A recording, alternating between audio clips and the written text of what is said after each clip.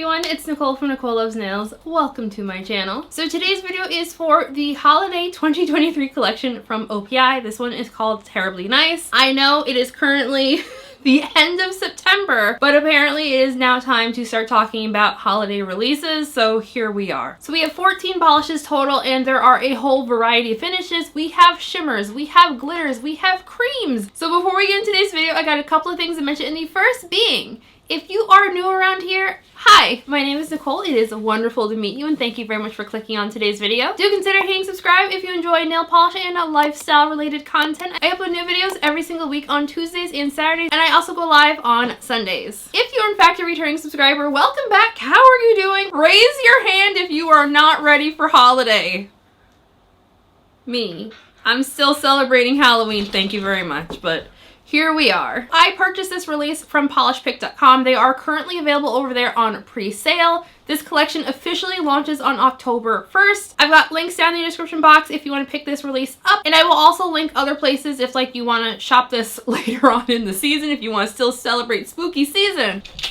Also, I don't know why I invite this dog in here and then she does all this. Also down in the description box, I have links to the OPI website and social media pages, my social media pages, as well as a link to my blog post on NicoleLovesNails.com, where I host all of my swatch photos, as well as provide a written review. And of course, timestamps are down there as well. Let's just get into this video. So I'm going to do the live swatching a little bit differently. I'm going to start with what I think are the least interesting polishes in the release and finishing what I think are the most interesting, just to, you know, keep y'all on your toes. So this first one is called Sickeningly Sweet. I will describe it as being a pale lavender crelly base. The reason why I'm calling this one a crelly base, it has like a level of like a squish factor that like jellies and crelly bases have that like a straight cream doesn't have. I feel like this is a very odd color for a holiday release. Like this screams spring to me. Don't get me wrong, it's very pretty. It just doesn't scream holiday to me personally. The formula and application for this one were both pretty fantastic. I'm going to call it a 2 to 3 coater depending on application style and personal preference. I used 2 coats plus glossy top coat for my full hand swatches, but I could really see some folks needing a 3rd coat depending on their application style and potentially their nail length. Super easy removal, and I had no issues with staining. And now we have the obligatory red cream. This one is called Rebel with a Clause. I will describe this one as like a Santa red cream. If you need to know one thing about OPI is OPI knows how to make a red cream. I would love to know the exact numbers on how many red creams they have released in all the years that they have been in business. Had a fantastic formula. Application was very great. Self-leveled like a dream. It was also basically a 1 coater on me, but I did use 2 coats for my full hand swatches. If for some reason you don't already own 1 or 5 red creams in your arsenal already, this would be a fantastic one to add. The tone of this one is very much very holiday red. I often find opaque reds like this tend to be stainers for me, if not my nails on my skin. This one did seem to stain my skin a little bit, but I washed my hands and it all came off. And now we have Blame the Mistletoe, which I'll describe as a hot pink shimmer. I have a feeling that when OPI officially releases this one that they're going to call it a pearl. I'm just going to call it a shimmer because I feel like it feels more glowy than like pearly. Both formula and application for this one were really fantastic. I had no issues with it. I kind of feel like this is another color that OPI tends to do a lot of. I was just scrolling through what OPI has released in the past 12 months and I counted 3 different pearly hot pink shades, so I'll have comparisons coming up in a moment. Shimmer in here does not show any brush strokes. It gives the polish a very like glowing from within kind of vibe on the nail. Nothing in here is going to be difficult to remove. There's no texture. I had no issues with staining, and I used 2 coats plus glossy top coat for my full hand swatches. And here is a side-by-side of all of the hot pink that I'll describe as shimmers or pearls that OPI has come out with the past year. None of these are necessarily dupes for each other, but they are fairly similar nonetheless. And now we have Let's Scrooge, which I'll describe as a teal shimmer. I'd absolutely love to know who decided to name this one, because like the pun, Let's Scrooge, a little raunchy, but you know, okay. Scrooge had a fantastic formula. This is another one that is in more of like a crelly-like base, so like it's a little bit sheer so you can really see the shimmer or micro flakies, but it's not so sheer that you're gonna have like very obvious visible nail line, or any nail line that is, because I used 2 coats for my full hand swatches and I had no visible nail line. I'm a little undecided on if I think that this is like a large particle shimmer or if this is like a micro flaky. Either way, whatever is that's sparkly in here is really pretty. It's got like a blue color to it. It'd be difficult by any means to remove, but the little blue shimmery flaky things will definitely stick to your fingers as you remove it. Did not personally experience any staining with this one, but I would definitely proceed with caution as it does seem rather pigmented. And now we have Peppermint Bark and Bite, which I will describe as being a dark forest green with a delicate shimmer. Bottle, I was very intrigued by this one because it's such a dark green that it almost looks black. Like, I think for all intents and purposes, once you build this one up on your nails, in some lighting, it's going to look like a green toned black. I found this one to be a little bit disappointing. The formula itself is on the thinner side, so on that first coat, it's very sheer, very uneven. The second coat, it wasn't quite there for opacity either. When I was doing my full hand swatches, I originally tried to like work the polish a little bit more to get it to be opaque on me in 2 coats, and unfortunately by doing that, I ended up just causing bald spots on the nail, so I needed to add a third coat to try to fix what I did on the second coat. And you can see here in natural lighting, there's still some unevenness in the base itself, and like I really feel like that's a bummer because I did not think I liked colors like this, but I got it on my nails and I was really digging it, but the unevenness in the base is just like, it's too much for me to handle. Like, I cannot deal with unevenness in the base. My disappointment is immeasurable and my day is ruined. Shimmer in here looks kind of a bit like a glitter, but it does not dry down texture by any means. Removal will be very easy but a little bit messy, and I did not experience any staining. And now we have Hot Toddy Naughty, which I'll describe as a metallic brown. As someone who really enjoys brown polishes, there was just something about this one that was just a little like meh. It's a little bit sheer on that first coat, but it built up to full opacity for me in 2 coats. Had a really great formula, application was really fantastic. It was just kind of just like meh. It's okay. This kind of reminds me of a less interesting version to Mooncat's Dark Horse. I really wanted to like this one and I just felt like a little underwhelmed by it. There are some brush strokes for this one when the polish is wet. They for the most part disappear as the polish dries down. I feel like if you look closely, you can still kind of see a little bit of brush strokes, but they're not overall terrible. That is 2 coats of Hot Toddy Naughty plus glossy top coat. Super easy removal, and I had no issues with staining. And now we have Chill 'em with Kindness, which I'll describe as a sheer milky white with a blue to purple shimmer. Found the application for this one rather infuriating. As I mentioned earlier, I don't do well when I have a polish where the base is super uneven. Like, I find it very irritating and frustrating. I did my damnedest when I was doing my full hand swatches to try to get this one to even out completely. I worked in thin coats, and then the third coat I kind of floated on. Even with careful application, I still had a lot of unevenness, and it looked very patchy, and I absolutely hated it. Like sheer polishes, I don't like sheer polishes where like it's very uneven and patchy looking. Like, I find it really infuriating. Shimmer in here is pretty, it's very glowy, but like the unevenness of the base just kind of kills any love for the shimmer that I had. So that is 3 coats of Chill 'em with Kindness. Removal will be very easy. I had no issues with staining. Yeah, not for me. And now we have Shaking My Sugarplums, which I'll describe as a medium jean blue with a pink shimmer. I had really high hopes for this polish. It's a really pretty medium jean blue kind of base, and the shimmer is like a pinky purple color. Starts off and stays fairly sheer. In 3 coats, you will still have a little bit of visible nail line. Appreciate that the shimmer is on the sheerer side, so you can actually, see it in the base. On the first 2 coats, this one is fairly uneven looking, so I did opt to go in for a slightly thicker third coat to try to even out the base color a little bit, and that did work. I did find on the third coat that the base did look very even, and I really liked how the shimmer looked. Overall, I did just find this one a little bit underwhelming. One thing that was kind of cool about this one is that the shimmer is like a pinky purple color, but I did notice that at very extreme angles, I was able to see a hint of gold. I'm undecided on what would have made me like this one a little bit more. It wasn't bad by any means, it just was, not for me. So that is 3 coats of Shaking My Sugarplums plus glossy top coat. Super easy removal, and I had no issues with staining.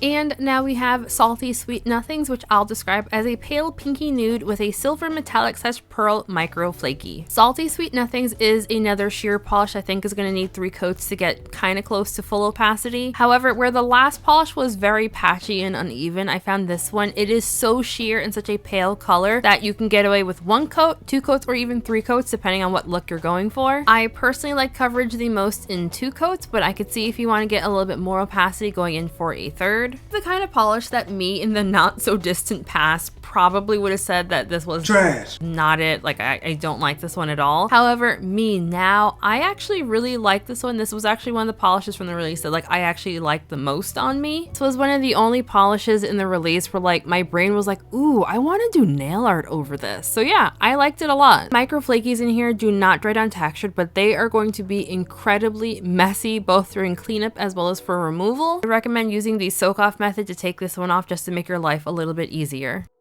And now we have Yay or Nay, which I'll describe as a gray crelly with orange and brawn flakes. This is one of the polishes in this release. I was like, huh, I did not expect this. Will fully admit that my knowledge of OPI releases is a bit more limited than some of you all. I can't personally think of another OPI that looks fairly similar to this, but let me know if you all can think of one. Both formula and application were really fantastic. Because this is an acrylic base, you do need to build this one up to get the most opacity. I found in 2 coats, I didn't quite have the same depth in that gray base that I was seeing in the bottle. So I opted to go in for 3 coats to really like get the base color like gray instead of like a sheer gray. Coverage is overall pretty even. So if you don't mind it being a little bit sheer, 2 coats is definitely passable. The flakies in here are very, very small. So they do not give off any texture. They do kind of look like metallic glitters, but like I think they're flakies. I thought that I would like this one a lot more than I did since I absolutely love gray crellies. There was just something about this that I felt like it was missing and I just didn't love it. As I mentioned, the flakies do not dry down textured. You will still want top coat to give it a nice glossy finish. Removal won't be overly difficult, but it will be incredibly messy. Don't scrub this one off, use the soak off method or a peel off base coat. And now we have 5 golden rings. This is another crelly base with orange and bronze flakies, but instead of being a gray base, it's more of like a camely brown base. As someone who really loves gold, I'm honestly really sad that this is not like a true golden color. I appreciate that we have like more flakies in the base, but like, where's the gold? I know I'm always saying how much I really appreciate it when brands do something different, but there are some instances where I'm just like, you know, what you were doing before wasn't bad. And in this case, like, I feel like it doesn't feel like a holiday release without like a red, without a gold, without a silver. Like, I feel like those are staples to a holiday release, and like, where is the gold? Disappointed! So yeah, I'm a little bummed that the one polish that has gold in the name isn't actually gold, but you know, whatevs. I'll say though, if this was just like a straight winter release, shade of the base color on this one does remind me of that camel colored coat that's very popular in the winter season, so I'll give them a pass there. This is going to be another 2 to 3 coater depending on personal preference. If you want to reach full opacity, I would recommend going in for 3 coats, but coverage is fairly even in 2 if you don't mind visible nail line. Removal will be fairly easy, but also very messy. Use the soak off method for the least messiest removal. And now we have It's a Wonderful Spice, and this is another crelly base that is like a warm medium blush that has the same kind of micro flakes in the past 2 polishes. I really struggled with how I wanted to describe the base color on this one. It's giving me very terracotta vibes, but like if you remember my Orly video for fall 2023, how like I found out there were like 50 different shades of brick. I feel like this is one of the shades of brick red that I saw in like the little image that showed different shades of brick red, but I really don't want to call this a brick red because it's not the color I think of when I think brick red. I've concluded that I'm just gonna go with like a warm blush shade, but like just know this is a color that I'm really struggling with describing it. Formula and application were both fantastic. It was exactly the same as the past 2 flaky crelly bases. This is gonna be another 2 to 3 coater depending on application style and personal preference. And we have finally made it to the 2 glitters. This first one is called Put on Something Ice. I'm going to describe this one as a sheer icy blue to purple to pink shimmery pearlescent finish with silver metallic and silver holographic glitter. Based on promo shots, this polish was one of the ones that I was most looking forward to. Once again, let myself really hope and pray that it was not going to be another pearlescent polish with glitter, and unfortunately that's exactly what it was. Why?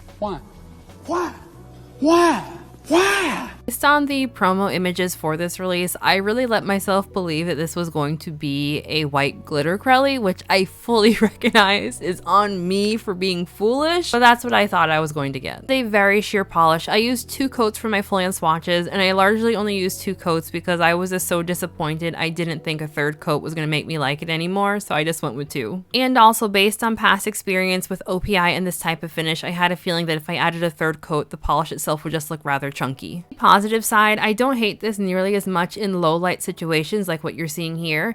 It also doesn't look terrible as a topper, so like if you wanted to wear this one, I would recommend it as a topper, which this is what you're seeing right here. The glitters spread out fairly evenly and easily. You don't need to do any working to get them out of the bottle or get them spread out evenly on the nail. They do dry down with a little bit of texture. I opted to use one coat of the Salon Perfect Plumping Top Coat, and that seemed to smooth everything out really nicely. Because this one is a glitter, of course removal is going to be on the more difficult side. I would definitely recommend the soak off method and not scrubbing this one off.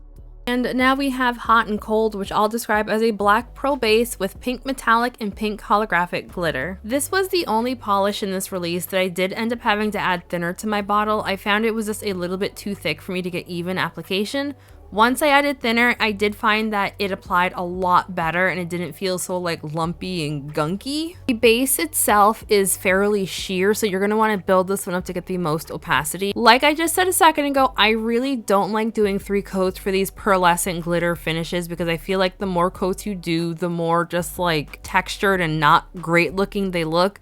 But I found this one in 2 coats was a little bit too sheer and a little bit too uneven for me to call it a solid 2-coater. So my full-in swatches do show this one in 3 coats. Glitters all spread out fairly evenly and easily. I just really wish that there was more holographic glitter in here and less of the metallic. I feel like the metallic doesn't give enough sparkle and the holographic just looks like an afterthought versus like the star of the show. The glitters do dry down with some texture. I used 1 coat of the Salon Perfect Plumping Top Coat and that seemed to smooth everything out really nicely for me. Removal, of course, will be on the difficult side. Do not scrub this one off. Use the soak off method or a peel off base coat. Okie dokie. All right, final thoughts time. You are just making so much noise. Do you want to be in the video? You're lucky you're cute. How many times a day do I tell you you're lucky you're cute? Come on. You're sitting on my hair. Ugh. We got Miss Sassy D looking black and yellow. Yes, this is my little farm dog. She looks a little dirty, but that's because she's working. Right, Sass? Yes, hi. Let me get you in for the thumbnail since we haven't had a little Sassy D moment in the thumbnail in a hot minute. As someone who generally is not a huge... Ooh! Okay, you can hop back down. As someone who is not generally the world's biggest... What are you doing? Jesus. Okay, mommy was not trying to play with you. Why don't you play with Fluffernutter? Oh, I gotta bring this dog back outside now, because now she thinks we're playing. Come on, I'll be right back. I'm a little underwhelmed by this release, to be honest. I am not generally the biggest lover of holiday releases. I am fully aware of that. My season is like spooky season and like summer bright colors. Those are where I am happiest in the year. Everything else, I am not the target audience. So on the positives, I really appreciated that OPI did a whole variety of finishes in this release. I was particularly surprised that there were quite a few like Crelly bases in this one. Yay or Nay and 5 golden rings. These 2 in particular really surprised me. The micro flakies that are in here are very interesting to look at. I don't know what I would have done differently with these 2 polishes to get me to like them more.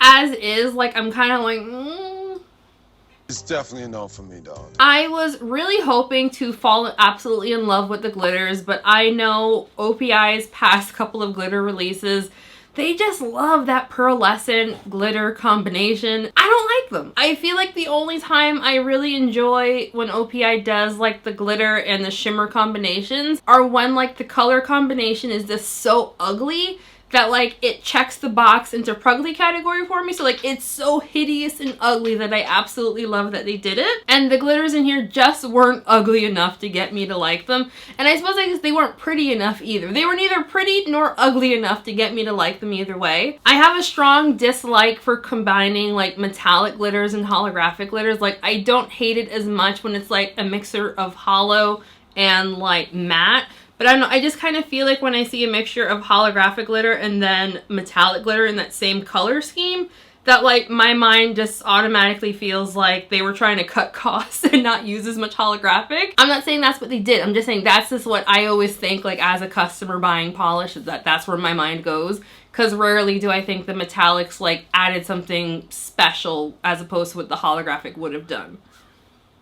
Maybe that's a hot take. I don't know. That's just my personal opinion.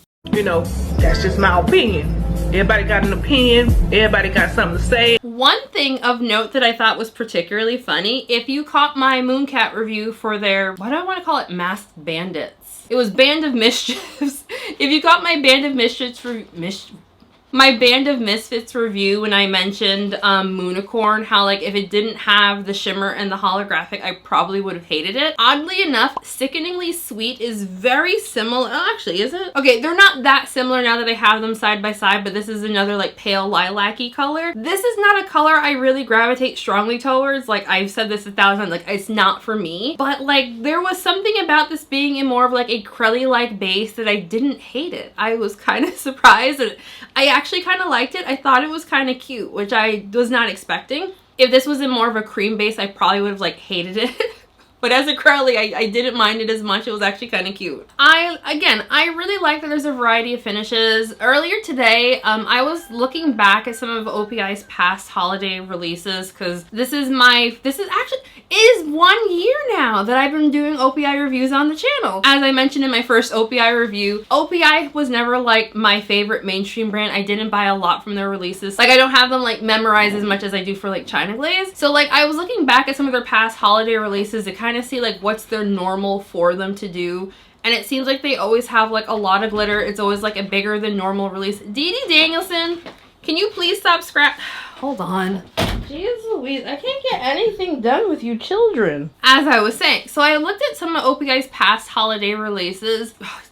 Another Vinny where I say released 20,000 times. It seems like the holiday seems to be the one where they do a lot more experimentation as far as like sparkly components go. I do appreciate that a lot. As someone who loves sparkly things, I do appreciate the sparkle. Once again, I fully recognize that this was not the collection for me personally. I don't think the formulations in here were bad enough that I'd say this was not a good release. I'm just gonna say like they weren't for me. Yeah, I don't think I'm gonna be picking a top pick. I don't think any of these really spoke to me enough to get me to be like, yes, I love that one, that's for me. Like I can't think of any of these polishes that like if I hadn't bought the whole collection to review, I can't think of one of them that I'd say to myself, yes, I need to go out and buy that one specifically. But I'd love to know what everyone else saw this release. Like, are you planning on picking up? Let me know. I'm always very curious what folks think of these releases. I'll have a collage of all of the OPI releases from this year on the screen right now. As far as like as a whole for the whole year, I think my favorite release from OPI this year is 1000% going to be the fall collection. I thought that was really, really beautiful. I'll have a link to my OPI playlist in the description box in case anyone wants to check those out because all of the polishes are pretty easily available still to find. But I think the highlights for the year for me for OPI were definitely the fall collection and then the Barbie collab. Those two seem to be the ones that I like the most of the year. My least favorite OPI release from the year is probably going to be the summer collection because I thought the formulas in there were horrendous. If you are a fan of OPI, I would especially like to hear from you what you thought of OPI's releases for this year. Let me know. I'm always very curious. I'm a little bit nosy, honestly. So definitely like give me some comments, tell me what you think of these releases. So once again, I did purchase these polishes from polishpick.com. They're currently on pre-sale up on that website. I did also see Beyond Polish just sent out a text that it's available on their website as well. I have an affiliate link with Beyond Polish if you want to pick that up, save some money. Use coupon code Nicole Loves Nails to save an extra 10%. But one more time, this release officially launches on October 1st, so you should start seeing it in store around that time. So before we get into today's video, I want to give a very special shout out to my channel members. Besties, thank y'all so dang much. You guys are truly amazing. Your names, of course, are all on the screen right now. If you would like to sign up for my channel memberships, I have a link for that down in the description box. But as always, please do not feel pressure to sign up for channel memberships. Just, like the video, comment, share, subscribe, all the things, and we are good, like seriously. So just thank you all so very much for watching today's video. I hope everyone has a fantastic week, and I'll see you in the next one. Bye.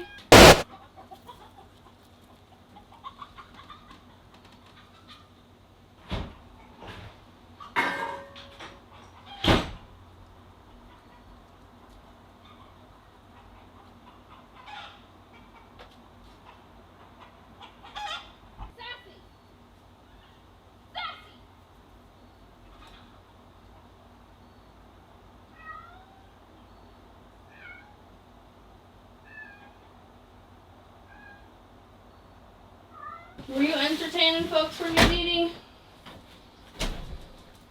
I appreciate you entertaining the folks while I was gone. Alright, we back. Is that dog harassing them chickens again? She likes to get the roosters to try to play with her, so she just kind of like runs around them trying to get them to play with her, and it causes a whole bunch of commotion over there.